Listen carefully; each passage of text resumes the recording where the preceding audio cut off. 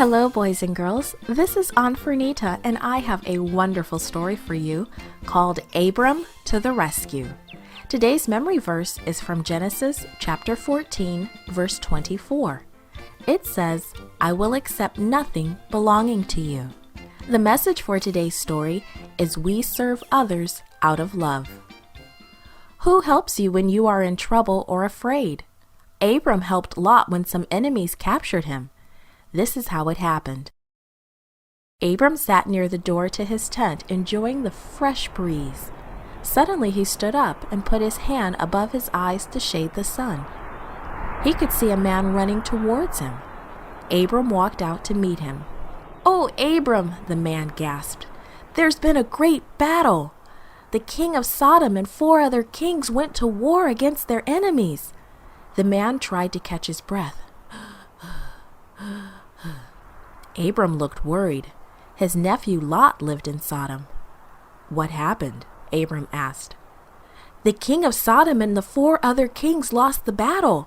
The enemy kings captured Sodom and another city. They carried away all the food and the gold and the animals and the people. They took your nephew Lot and his family too." "You rest here," Abram said. Then he went to pray. He asked God to guide him. Soon after, Abram gathered his soldiers and told them his plan. 3 neighbors and their men joined him. They would find the enemy kings and follow them, but they would wait to attack until the enemy had made camp for the night. That night they surprised the enemy kings. The startled enemy kings ran away, leaving behind the gold, the food, the animals, and the people. "Oh, Uncle," exclaimed Lot when he saw Abram, "I'm so glad to see you."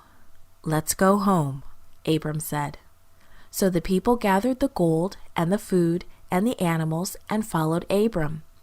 Abram had won the battle, and that gave him the right to keep those people and all their things if he wanted to. As they neared Lot's home, 2 men came out to meet them.